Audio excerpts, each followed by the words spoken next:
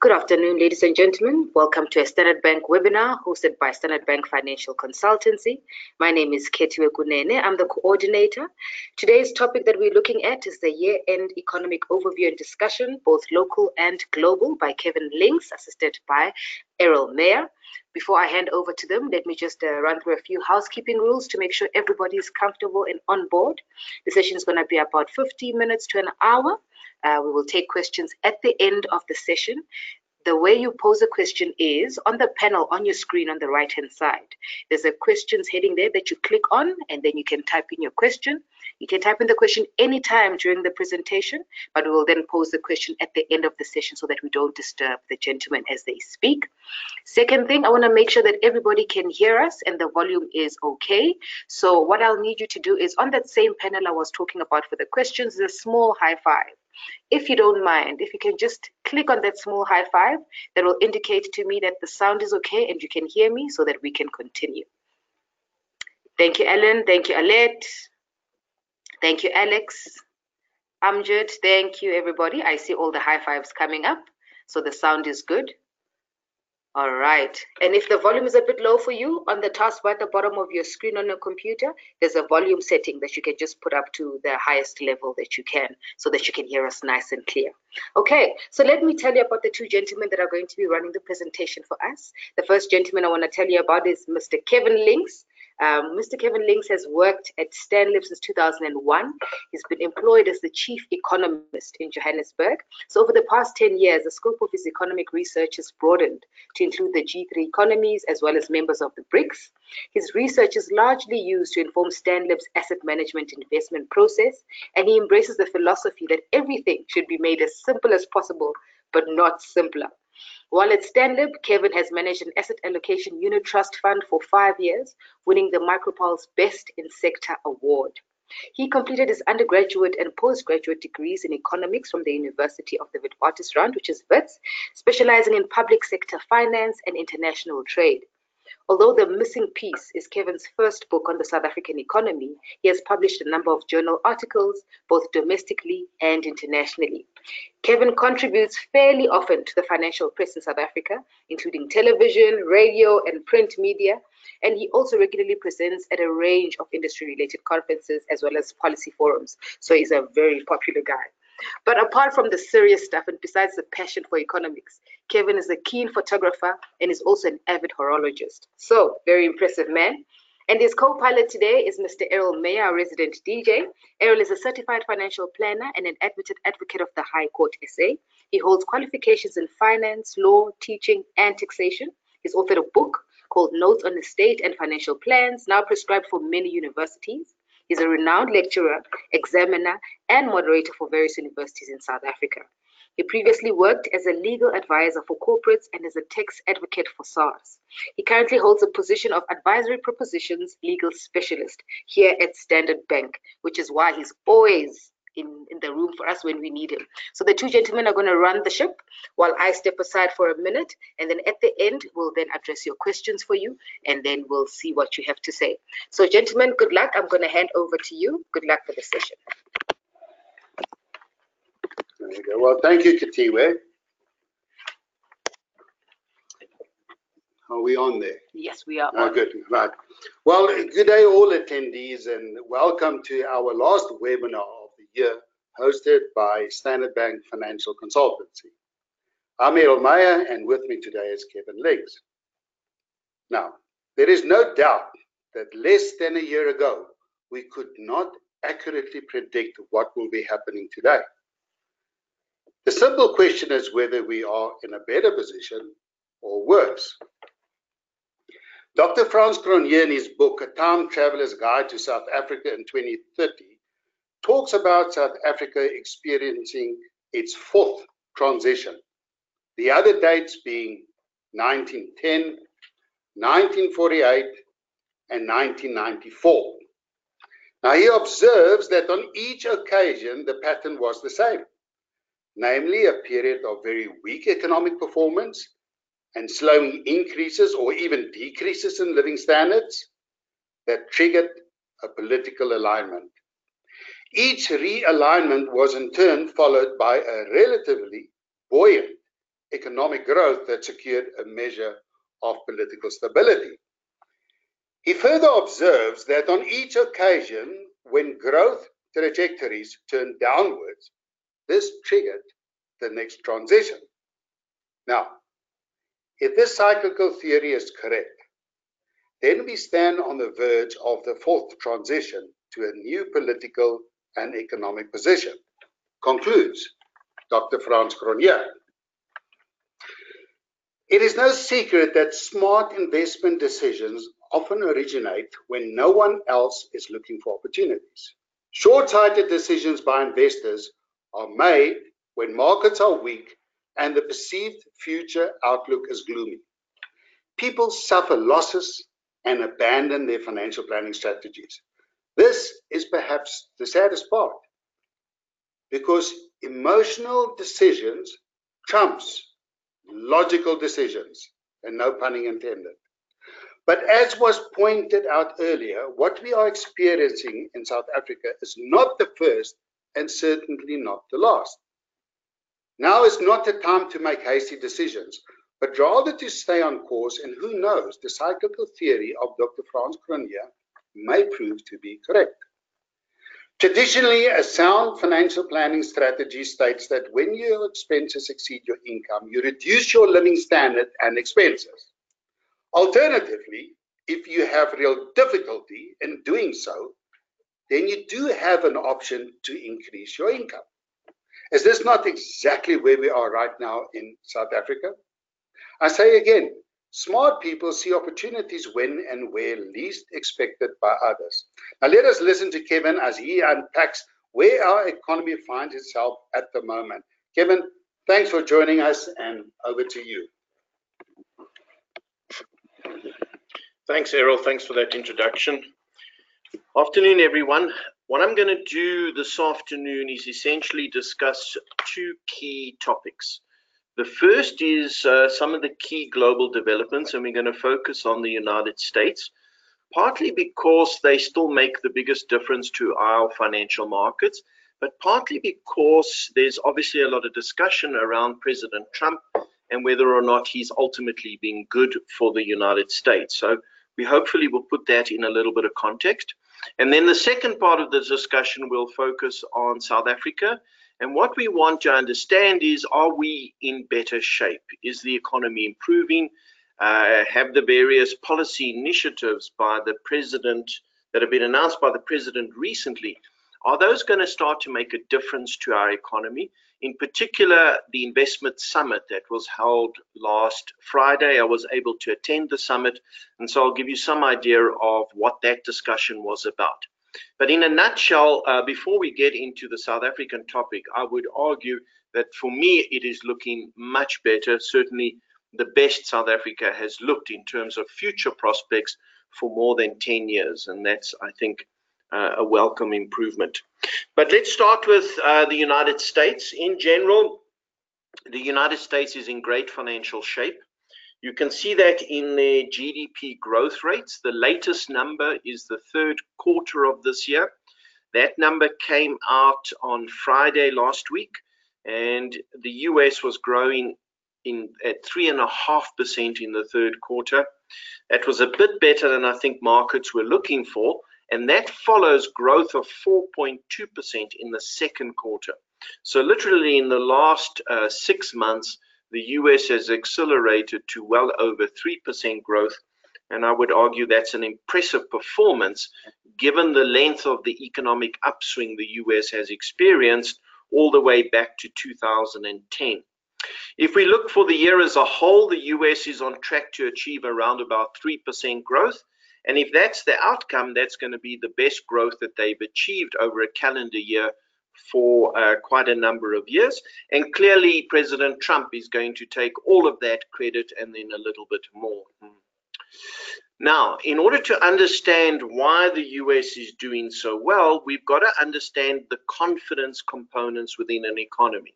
From my perspective, if you want an economy to do well, you need confidence in the country to be fairly buoyant.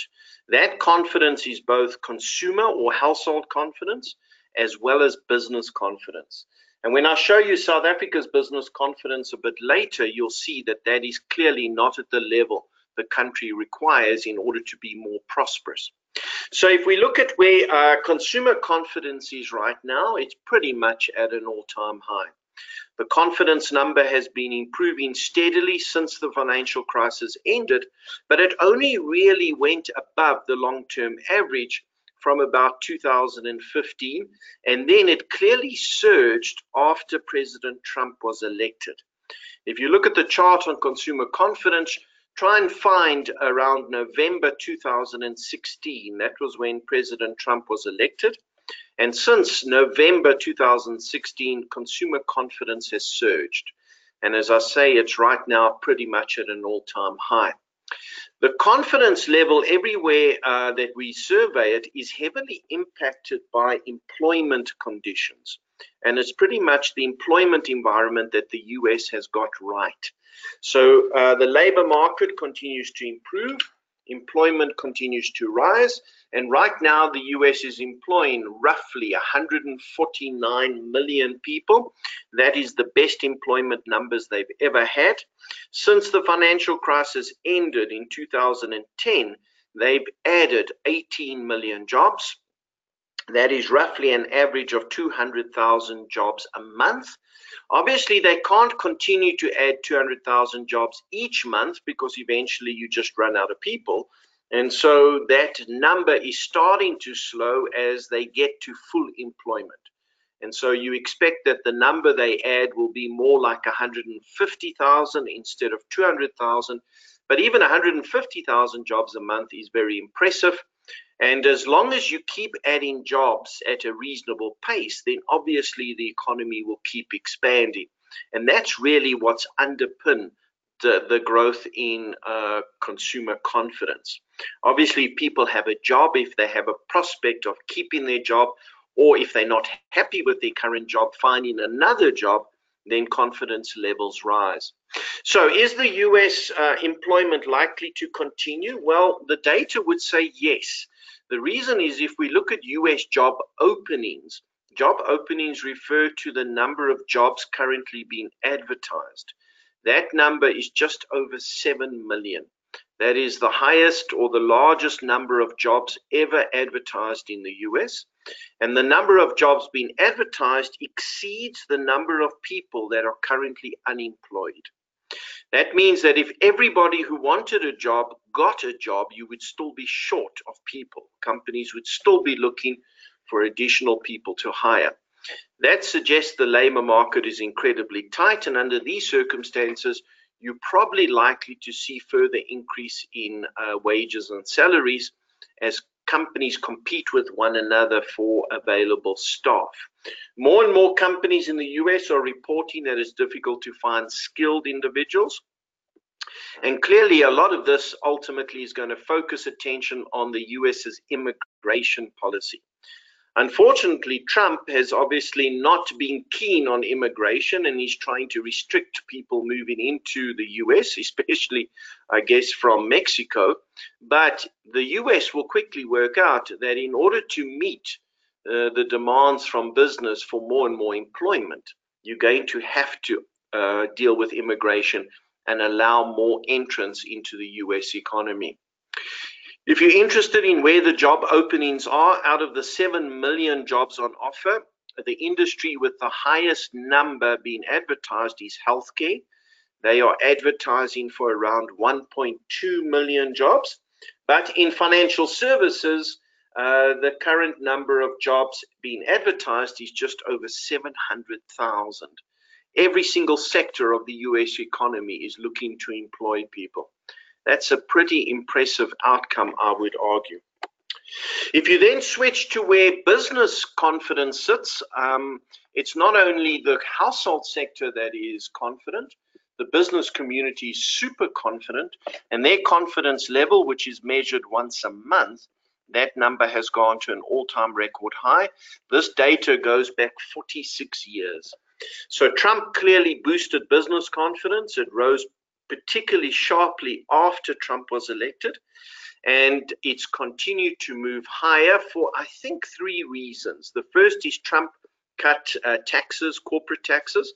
Obviously, companies love cutting taxes. The second is he has continued to deregulate business, which means you make it easier to do business because you're doing away with rules. And the third is he's protecting business. That protection gets called a global trade war because Trump is in essence saying he's going to make it more difficult for, say, Chinese businesses to simply sell their goods in the US and gain access to the US market, thereby disrupting US business. So he's made it much more difficult to sell goods in the US, and he's introduced more trade restrictions.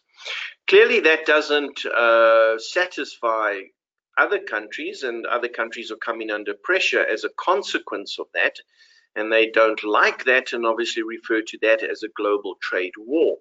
But in terms of the US, they quite like it. And as a result of all of that, business confidence has surged to its highest level ever. Now, because business confidence is good, what you find is that industrial production, which is a fancy way of saying manufacturing, has also gone to an all-time record high. In other words, US industry is responding to the stimulus from President Trump. They're producing more than ever, and you're seeing a fairly robust pickup in US manufacturing employment, especially in the sectors that Trump is protecting. So on the face of it, the US is benefiting from the trade restrictions. The rest of the world at the moment is hurting.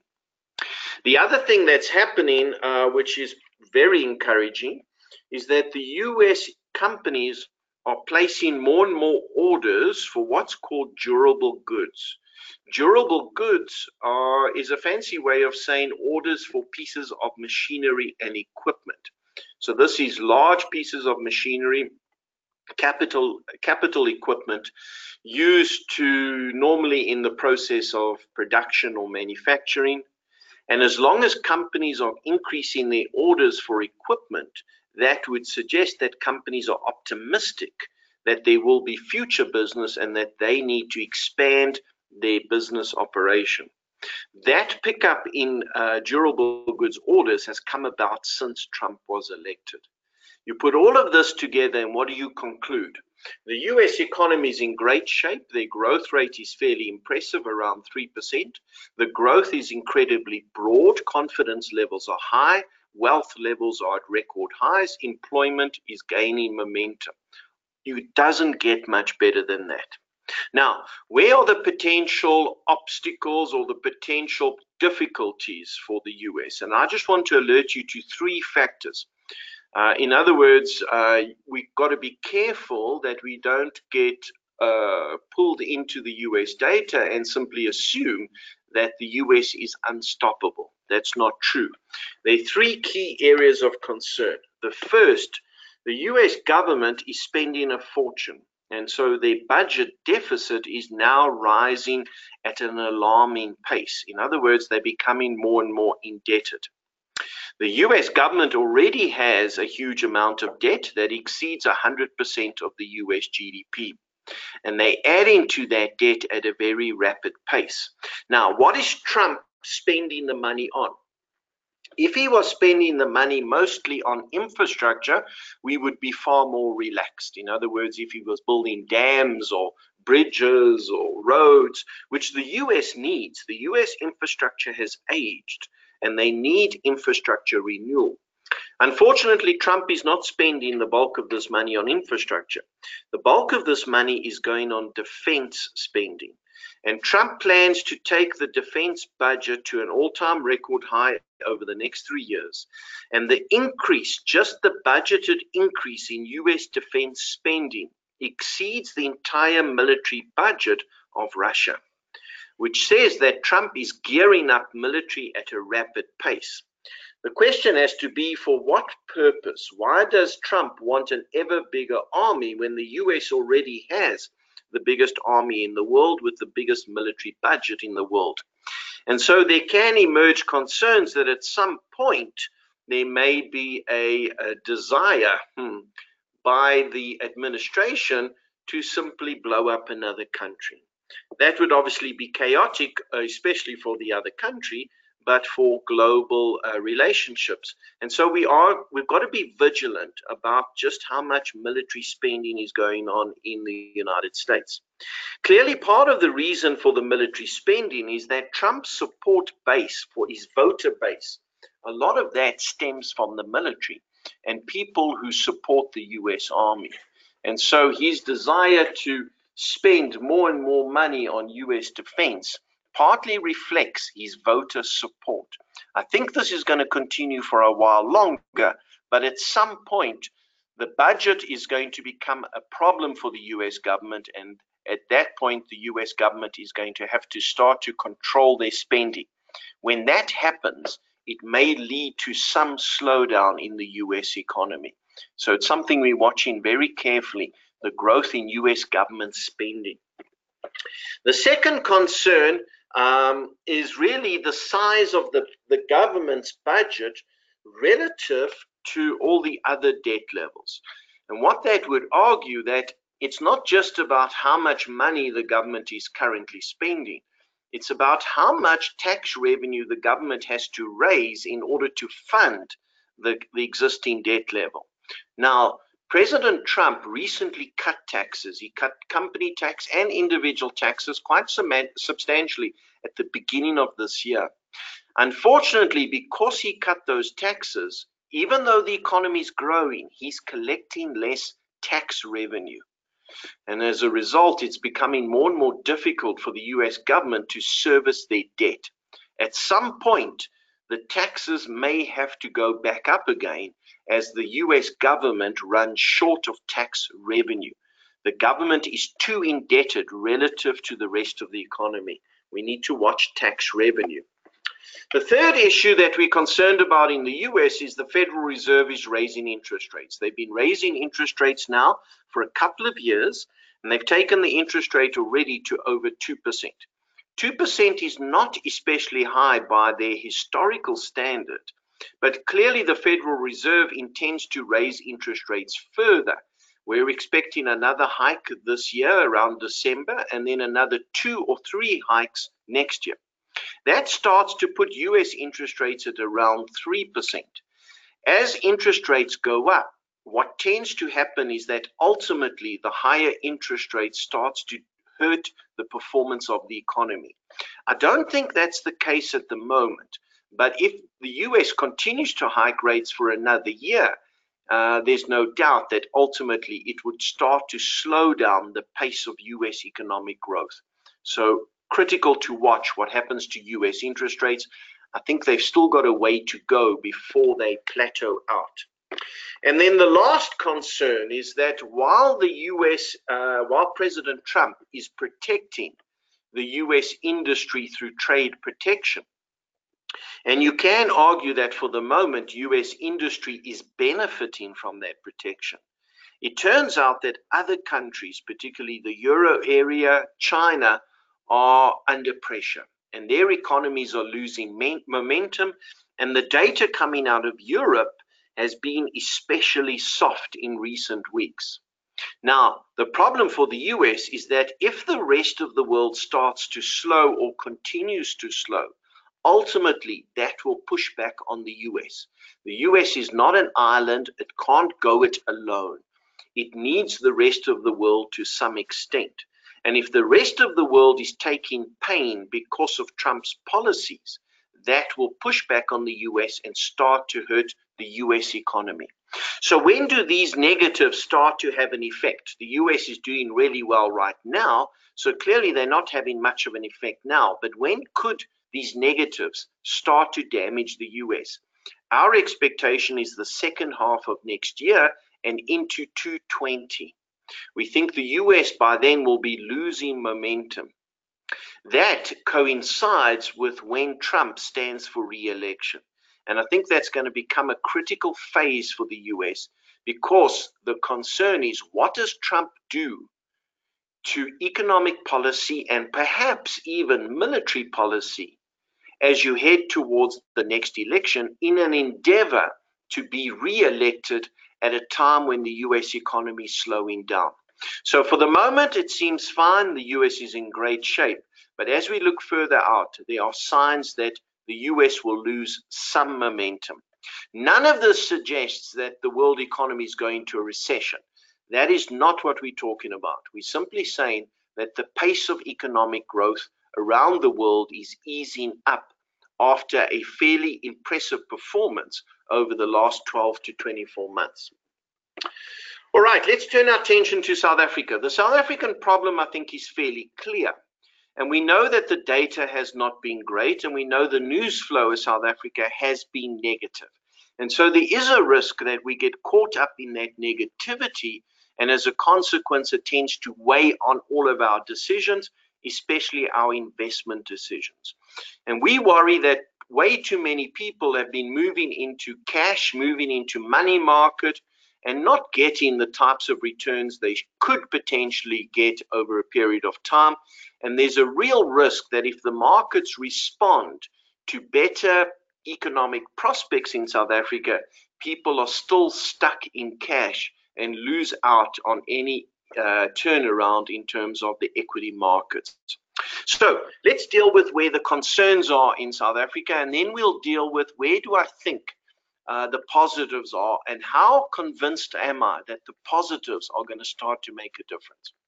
So the South African economy in terms of the growth rate is clearly slowed.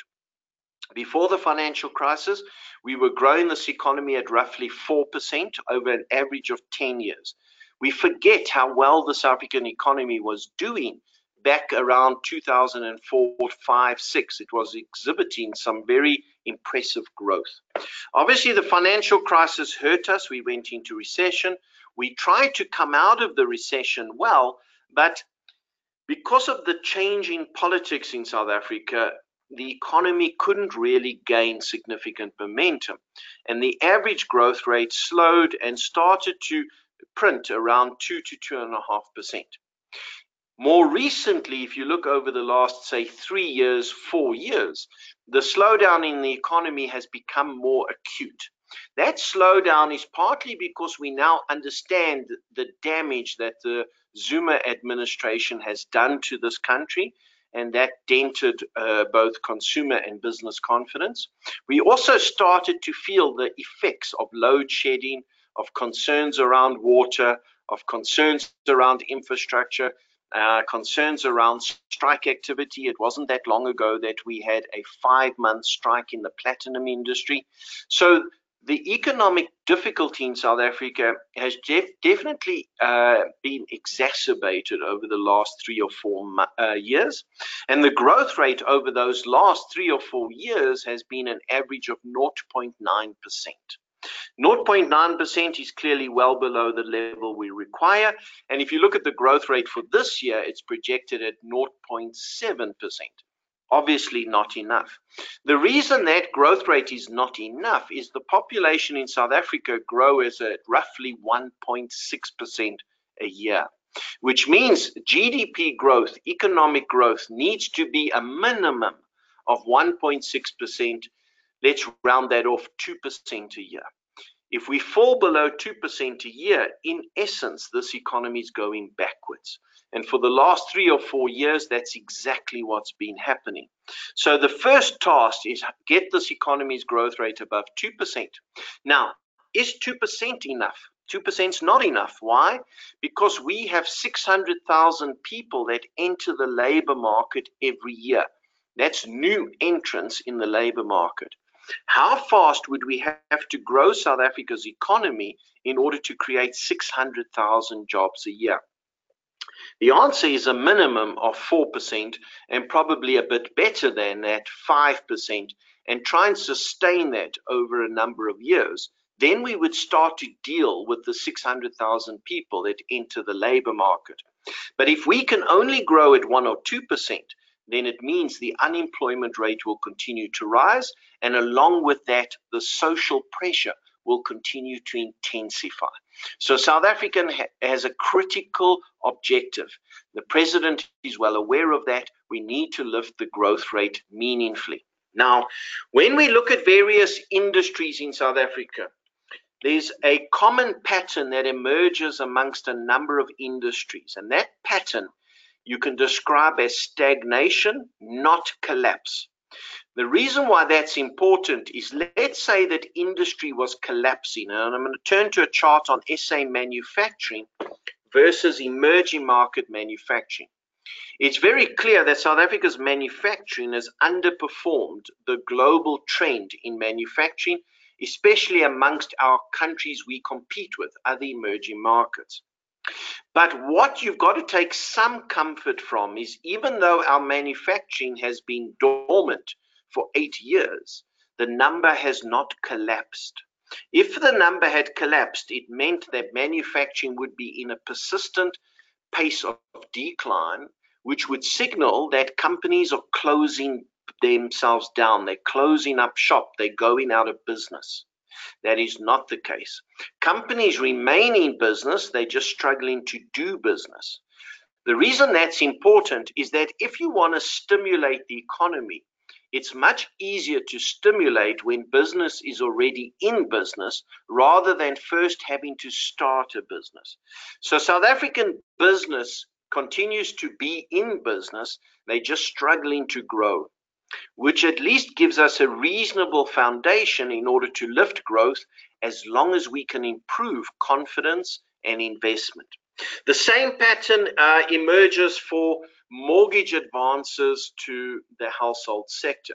It's a critical industry. The housing industry is critical to most economies, including South Africa. You can boost your economy enormously if you develop your housing market. But look at the growth in household mortgages over the last 8 years. That's clearly been fairly stagnant. And as a result, South Africa's housing market has been stagnant for the last 8 years. If we can lift the confidence level, and if we can lift investment levels, then potentially the housing market can start to make a much better contribution off a fairly low base. Now, all of this stagnation that you're seeing in industry ultimately reflects the fact that business confidence is depressed. Look at the business confidence indicator, and it goes back to 2004. And believe it or not, in 2004, business confidence in South Africa was at the highest level ever recorded in the history of South African economic data, which goes back a number of decades. So back in 2004, business was confident. The economy was growing at around 4 or 5%. We were adding, over a period of 3 years, we added 1.5 million formal sector jobs. Credit ratings were being upgraded. Clearly, the financial crisis pushed our business confidence lower in 2009. But since then, business confidence has languished below the long-term average. And so the key objective for the government now is to find a way to lift this confidence. And we're clearly hoping that the most recent initiatives that President Ramaphosa has introduced is going to start to lift that. I'm going to talk about that in a bit of detail towards the end of the presentation. So, what are the key things that the president has to deal with in the short term? We spoke about these earlier on in the year. They remain the 5 big challenges for this government. I'm not going to go through each of them in detail. Essentially, you've got to improve confidence, you've got to maintain fiscal discipline, you've got to sort out the state-owned enterprises, Eskom, Transnet, etc. You've got to clarify transformation policies, which means things like land expropriation, and you've simply got to get rid of corruption. Now, I think that the president is well aware of these issues, so is the cabinet, and I think that all of these issues are being tackled right now. The problem is that we're not making enough progress quick enough to ultimately lift the confidence level, but I do think we're moving in the right direction. In addition to these 5 challenges, South Africa has 2 long-term structural issues that we cannot ignore. That is, in essence, bad education outcome as well as high youth unemployment. And those 2 factors are closely linked. So what is our concern about education? And remember, this is a long-term issue we have to resolve. In essence, we've got two main concerns. One is every year around 1.2 million children start school, but by the time they get to matric, only 700,000 children write matric. That means that between grade 1 and grade 12, 500,000 children drop out of school without writing matric. What are the chances that those 500,000 children are able to be employed if they do not have a matric? It makes that objective of raising employment so much more challenging for the country. So we have to find a way to keep those people either in school or give them a different education outcome. Maybe an education outcome that is non-academic in nature, that is more practical in nature, that links directly to what industry and the skills industry requires. The second difficulty is that too many people in South Africa want to go to university. And so when we look at the pass rate at university, we find that only 17% of all students that enroll at a university end up with their degree, which means that students are going to university that should not be there. They have no aptitude for what they study. That doesn't mean they don't have abilities. They have abilities, but no aptitude for the course they study. They should be given alternative options in terms of education that they have an aptitude for. And so we need to develop a learning system that is somewhere between a university and school, that offers people, again, a much more technical or practical course of study that then leads more directly to employment. Too many people want the lifestyle that university appears to offer, but the pass rate is hopelessly too low. Therefore, we're wasting resources. Now, because we've got a bad education outcome, the net effect is that youth unemployment is incredibly high. The official youth unemployment rate in South Africa is 53%.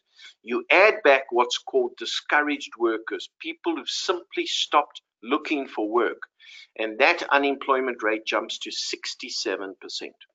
If you project that forward at the current pace of economic growth, which is around 1%, in a year's time, youth unemployment will be 70%. The consequences for a society, if 70% of your youth are unemployed, can be potentially disastrous. So if you just have a snapshot of some of the challenges the president is facing, you can understand that it's an enormous task ahead. So where are the positives? And what I remember at the start of this webinar, I said, I think that the developments in South Africa in the last couple of weeks, couple of months, are the most optimistic developments I've seen in South Africa for more than 10 years. So let's turn our attention to where this optimism lies. The optimism lies in the fact that there's an understanding, I think, finally, that government simply doesn't have the finances to drive the economy on its own. There's an understanding at the National Treasury level, there's an understanding at the presidential level that government finances are taking strain, have been taking strain for some time, and that government has to, at all costs, adhere to fiscal discipline in order to ensure that we don't continue to have our credit rating downgraded. We've still got a Moody's credit rating at investment grade. We've had discussions with Moody's. Moody's, I think, will continue to give us an investment grade credit rating because we have indicated that we are adamant to maintain fiscal discipline. And you can see the problems government faces because of the revenue shortfall. The chart I'm showing you, all the bars in red, is each year how much money the government has under-collected in terms of tax revenue. And you can see in each of the last 5 years, government has struggled to meet their revenue budget. That's a consequence of the economy losing momentum. There's a clear understanding of that, I think, within government. Where have they lost that tax revenue the last year? Well, a lot of it is in VAT, but it's across all the other sectors, and that's the same pattern that shows up in all of the other data. It's not as if it's just one category of taxes that have been underperforming. It's across all the different categories. And as a consequence of this revenue shortfall, government debt has continued to rise. And so the focus now is how does government stabilize that debt, but at the same time grow the economy? And that is the key question I would ask you just to think about. Let me just repeat that. How does government stabilize their debt, but at the same time continue to grow the economy? And the only way that you can do that now is you've got to start to unlock the private sector balance sheet. So there's a recognition within government that the private sector is obviously in good shape. When you look at this cash on hand, and this chart raises all kinds of comments depending on how you view the corporate sector. At the moment, the cash on hand within the corporate sector sits at roughly 770 billion rand, an all-time record high. Some people see this as an extreme negative because the argument is that corporates are hoarding cash, they are undertaking an investment strike, they don't care about the country, they are unpatriotic. From the corporate sector side, they argue they need cash balances because the economy is so weak that if they don't have this type of buffer in their financial statements, they run the risk of going out of business because the economy is this weak. So corporates want to strengthen their balance sheet in order to survive the poor economic conditions. It is not a sign of a lack of patriotism, it's a sign of conservative accounting. And what it means is South African corporates remain reasonably strong, even though the economy is weak. And right now, that has become South Africa's most important asset. So there's a focus on the fact that South African corporates have very little debt when you compare them with other emerging market corporates. And South African corporates are regarded as some of the least indebted in the world. That means that if one can raise the confidence level in the corporate sector, the corporates have the financial capacity to increase their investment and lift economic growth. So the focus is then logically obvious. If government doesn't have the money to boost the economy, but the corporates have the money to boost the economy, then simply try and encourage corporates to undertake more investment. And that's where the focus is right now. At the same time, believe it or not, the household sector in South Africa has been behaving. If we look at household debt, it has been slowing over the last 10 years relative to the size of the economy. In other words, households have been containing their increase in debt, and they are in also better shape relative to 10 years ago. I'm not saying households are in fantastic shape, not at all, but they're in better shape relative to where they were 10 years ago. And if you look at household debt, compare that with other emerging markets, you find that South African household debt is very manageable. We're not as indebted as countries like South Korea, Thailand, and Malaysia, and I don't necessarily want us to be in the same pattern as Nigeria and Pakistan. Those are different types of economies. I'm comfortable where South Africa's household debt has ended up. So that argues that if I look at the household sector and I look at the corporate sector, you can make a case that says the private sector in this country is actually not in bad financial shape, especially the business sector. So where does the big positive come from? And we're going to use this to end off the discussion. Cyril is trying to do 5 key things in order to lift this economy, and I think he's doing all 5 of them, and I'm hoping that they're going to lead to a better outcome over the next year and then the next couple of years beyond that. The first of the 5 is that he's changing the management of state-owned enterprises, be they SAA, Telkom, Transnet, not Telkom, but Transnet and Denel and a whole range of state-owned enterprises. They've changed the boards, they've changed CEOs, and in time that will start to make a difference. Obviously, it doesn't make a difference immediately. The challenge ahead for these management teams is enormous. The second is government is trying to be disciplined. The appointment of Tito Mboweni as Minister of Finance, I think, is certainly a focus on maintaining that discipline. I think Tito will do that. I think that although the government's latest budget numbers were not great, the underlying policy within National Treasury is to ensure that discipline is maintained, and I think you're going to see more of that over the coming year. The third is that Moody's still gives us this investment grade credit rating, and so the government has been engaging with the Moody's credit rating agency and other agencies, but clearly Moody's is critical for us because they are the only agency to still give us an investment grade credit rating, and it's critical that we maintain that from Moody's. The fourth factor is that the president and others have been going internationally to raise foreign investment. They've attracted $35 billion in foreign assets. Yes, some of that is coming from countries such as Saudi Arabia and China, and you can question those investments. But if you take it at face value, there is an increasing commitment to try and encourage South Africa to be more prosperous from a number of participants in the G20. The last thing I want to mention, which I would regard as the most important, is that in April of this year, the president appointed 4 special envoys.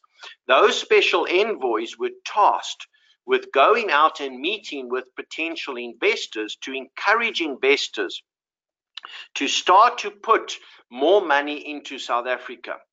Those meetings were not held so much with foreign investments as they were held with South African companies. And since April, there's 4 special envoys that have had more than 150 meetings between the 4 of them.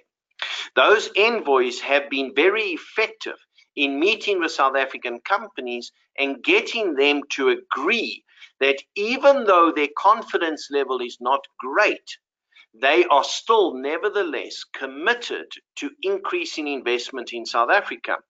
And we got our first understanding of the extent of their commitment to South Africa Friday last week at the Investment Summit. The Investment Summit was an impressive conference. At the conference, you had people like Amazon on the stage. Amazon, out from the United States, they've invested a huge amount in South Africa. They were being interviewed on Bloomberg TV internationally, and in that interview, Amazon just said good things about South Africa. They were gushing about South Africa and the prospects. They also had Jack Ma at the conference. Jack Ma is the boss of Alibaba. Alibaba is clearly supporting the president and the country and willing to undertake additional investment. This program was then topped off with a number of CEOs presenting on stage their investment commitments to South Africa over the next 3 to 5 years. And when I look at the list of companies that indicated that they're going to invest, it is impressive. It is a long list of companies. I'm not going to go through all of them, but when you total up the amount of money committed by these companies to new investment, that totals 290 billion rand. It is also clear from these 4 special envoys that this is only the start. They have not met with all of the companies. They haven't met with retailers. They haven't met with banks. They haven't met with insurance companies. There's a whole range of sectors that these special envoys still have to focus on. But if you look at the sectors they've spent some time on initially, which is things like mining and manufacturing, the array of projects, I think, is quite compelling. And if this 290 billion starts to go ahead, it has the potential to start to lift South Africa's growth rate meaningfully. How quickly will we see the benefit? I don't think we see an instant turnaround. There's still a long road ahead. We've got an election next year. Maybe that election happens in May. Things are still going to be uncertain. The policy environment is going to be volatile as we head to that election. The land issue is going to remain on the table. But I am more and more confident that this type of commitment from South African companies will start to show up in the data in the second half of next year into 2020. And I'm even more comfortable that on a 3 to 5 year view, South Africa can lift the growth rate that it approaches the 3 to 4% level. So I think South Africa has entered a new phase, a new optimistic phase.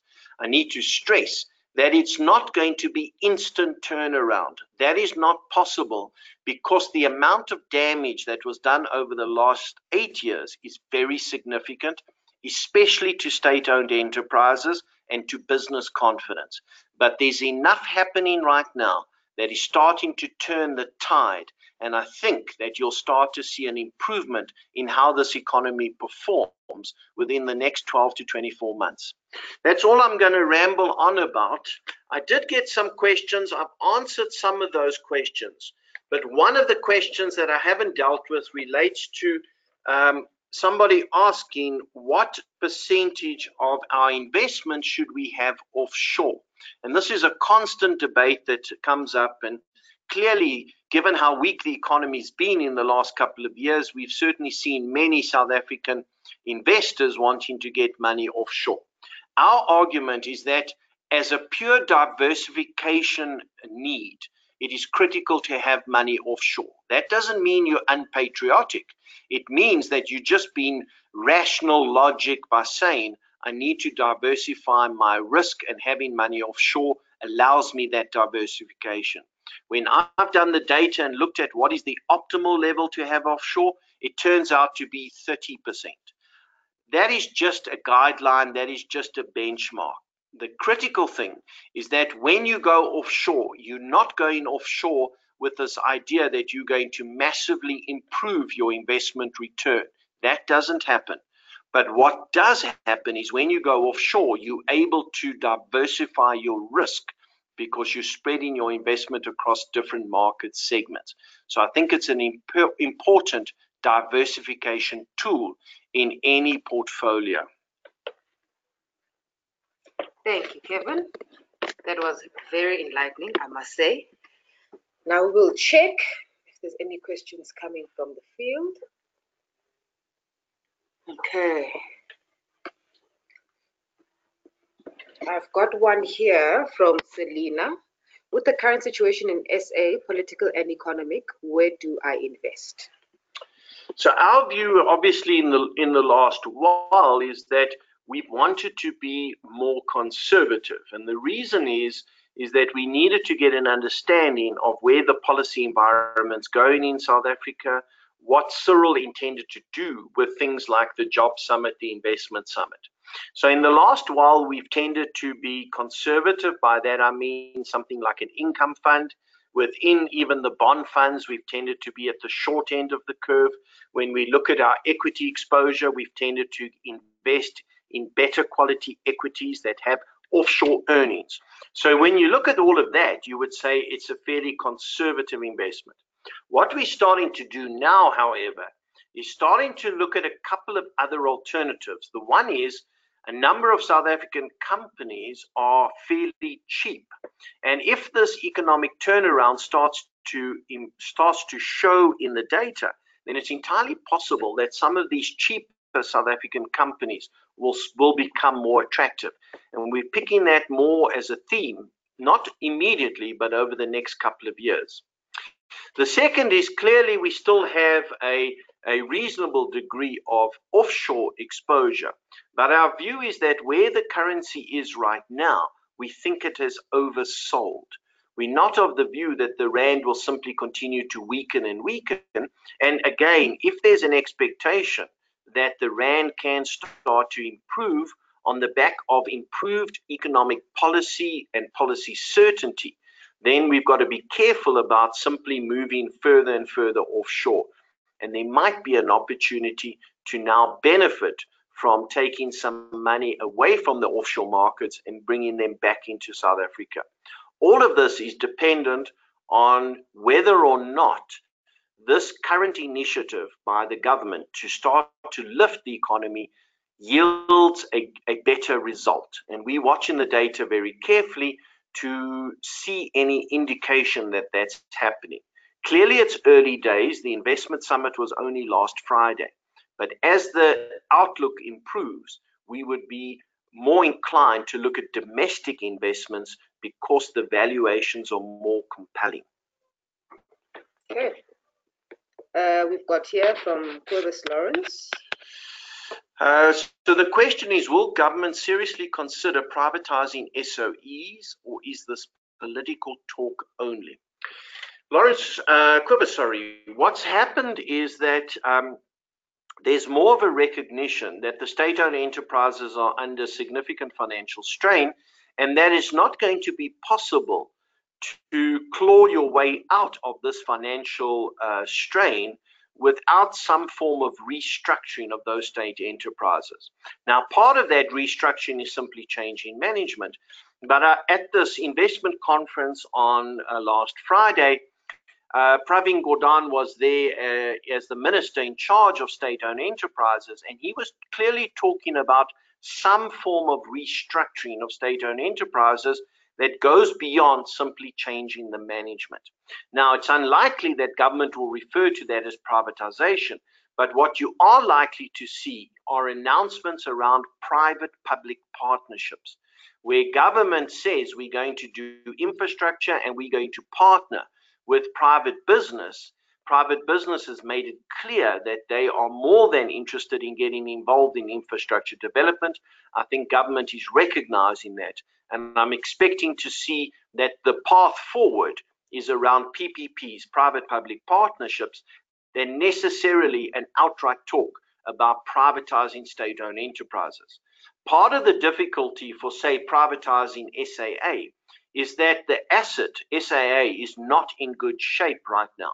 So if you try to privatize it, you may find that you don't get much money for it. You're probably better off trying to effect some restructuring, get it into better shape, and then possibly down the line consider an actual privatization. But for the moment, I think it's about simply improving these institutions and partnering with the private sector. Nice. And there's a positive patriotic question here from Lum Gojan, who says, what can an ordinary South African do to contribute towards the growth of the RSA economy? So the key thing that what needs to start to happen is that the narrative around South Africa has to start to change. One can understand over the last 8 years, the culmination of a series of bad news on South Africa has led to the people being, every time they discuss this economy, the country, the politics, that all of that narrative has been negative. And I think it's understandably so. You've got constant news of corruption, constant news of low potential load shedding, water problems, you name it, rising crime levels. All of these things weigh on the psyche. What I think is critical now is that we start to focus on what are the new initiatives that are being introduced by the government and evaluate whether those new initiatives have merit and have substance. So far, I'm encouraged. And as those new initiatives come about, is to try and change the narrative to talk about those initiatives and not simply repeat all of the difficulties over the last 8 years. And the reason I say that is because every economy I've looked at around the world, the only way economies become more prosperous is if the confidence within the country starts to get lifted. If a country remains depressed in terms of confidence, an economic turnaround is very unlikely. We've got a question about what are the prospects for the Rand. As I said previously, I think the Rand is oversold. It has been especially weak together with other emerging markets. And obviously in the very short term, that anxiety around emerging markets remains. But we are saying that over the medium term, by that I mean over the next year or two, that as South Africa starts to improve its economic outlook, that uplift in economic prospects will start to attract other investors back into South Africa, and potentially some of them into foreign direct investment. And if we can show other emerging markets and the rest of the world that South Africa's on a growth path and not simply on a restructuring path, then I think we can start to lift the rand and see some rand strengthen. As I said previously, that is dependent on South Africa starting to move more convincingly in the right direction. We've got another question of, will the governing party ever take a stand against the ever-increasing population? The answer is no. The government has never embraced anything to do with population control, and I think rightfully so. It is a murky set of policies, and there are all kinds of potential motives that come into that. What I think is important is that in terms of family planning, in terms of understanding retirement, in terms of understanding how to budget, that people become more au fait with how to manage their finances from month to month. And if the consequence of that is an understanding of the size of families and how you afford certain families, I think that is fair. Clearly, South Africa needs a lot more financial education over time, and that education has to focus on a range of topics, including simply managing a budget from month to month. Okay. While you check the other questions, here's positive feedback. Awesome presentation, Kevin. I always enjoy listening to you. And then Maluleka says, well educated. Thank you very much. Okay, we've got a question that says, as an individual looking into buying a house using a mortgage, would you think this is the right time for me to buy? The answer is yes, if you can afford it, obviously. We found that property prices have been fairly anemic in the last number of years, and therefore we don't have a housing bubble in this country. It's not as if prices have become exorbitant over the last couple of years and therefore completely unaffordable. That doesn't suggest that housing is cheap. Housing is far from being cheap, but I don't think it's going to get a hell of a lot cheaper, even though we've got the land issue in debate. I don't think the land issue is going to end up being as scary as many people suggest. I think ultimately it will be reasonably well managed. Clearly, obtaining finance has been a limitation for many people that have been looking to get into the housing market. And so banks, I would argue, haven't been all that encouraged to do mortgage finance. But if you can obtain a home loan and if you can afford the repayments, I think it's a reasonable time. It still represents a good asset. It still represents a long-term asset. And as I say, I do not think that the land debate is ultimately going to end up being as scary as many of the media outlets have suggested. Okay. There's some questions about, is this recorded? Yes, ladies and gentlemen, it is recorded. It will be available on the Standard Bank YouTube channel in a few days, probably next week early. You will get a thank you note where you'll be able to get the link where you can get the presentation, as well as if you'd like to be called or contacted by a financial advisor where you can do that. Okay, Kevin. Last question. The worry is that we may not have enough time to turn the economy around, to start reducing youth unemployment, and to give them hope. Yeah, I agree with that. Time is not on our side here. The youth unemployment is already over 50%. We have a very young population in this country. Every year, more and more youth get frustrated with the system because they're not finding opportunities. That sense of urgency, I do start to pick up within amongst senior government officials. We can't take 5 years to debate what the policy environment must be, another commission, another national development plan. We don't have that time to sit and come up with another set of plans.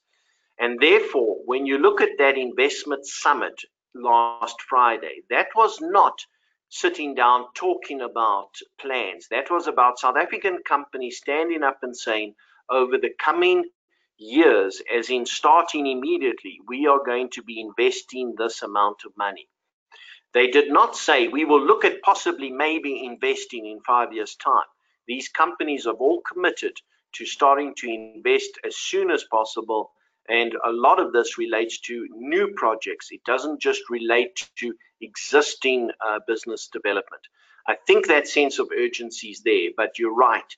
We can't allow the economy to keep growing at 1% for another year or two. If it does that, the social challenges are going to continue to increase, and at some point they can start to overwhelm the system. South Africa doesn't have time on its side to turn around the economy. Thank you so much, Kevin. Thank you so much, Errol. Very informative. I hope everybody got what they needed from that. I certainly did. So like I said before, it is recorded, this session. If you've missed parts of it or you joined in a bit later, you can catch the recording on our YouTube channel, which is Standard Bank YouTube channel. By next week sometime, you'll get a thank you note with those details. We will see you on our next webinar. This one was the last one for the year, so look out for the next one next year, January, February. Until then, have a good afternoon, have a good rest of the year. Stay positive, as Kevin tried to inspire them. Goodbye.